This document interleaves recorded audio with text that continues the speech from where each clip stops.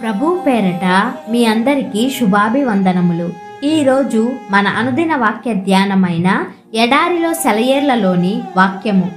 అతడు పూర్ణ మనస్సుతో యెహోవాను అనుసరించను గనుక అతడు అడుగుపెట్టిన దేశమును నేను అతనికిని అతని సంతానమునకును ఇచ్చెదను. ద్వితీయోపదేశకాండము 1వ అధ్యాయము 36వ వచనము. నీ దారికి అడ్డంగా ఉన్న ప్రతి ఆటంకము, చెయ్యడానికి ఇష్టం లేని ప్రతి పని, బాధ, ప్రయత్నం, పెనుగులాటలతో కూడుకున్న ప్రతి విషయము నీ కోసం ఆశీర్వాదాన్ని దాచిపెట్టి ఉంచింది. ఆ పనిని చెయ్యకపోవడం ఆ దీవెనలను వదులుకున్నట్టే. నీ దేవుని అడుగుజాడలున్న ప్రతి ముళ్ళదారి, వెంబడించమని ఆదేశించిన ప్రతి కాలిబాట దీవెన మార్గమే.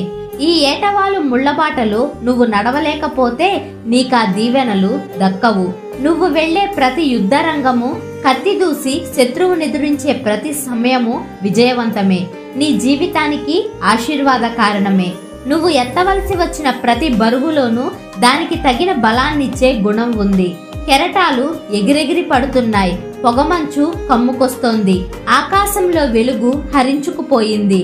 ఒక్కడినే ఏమీ చెయ్యలేను, ఇద్దరం కలిస్తే సాధిస్తాము. యేసు నేను పిరికివాణ్ణి, దారి తప్పిన బలహీనుణ్ణి, రంగులు మారే ఆకాశంతో మారిపోయేవాణ్ణి.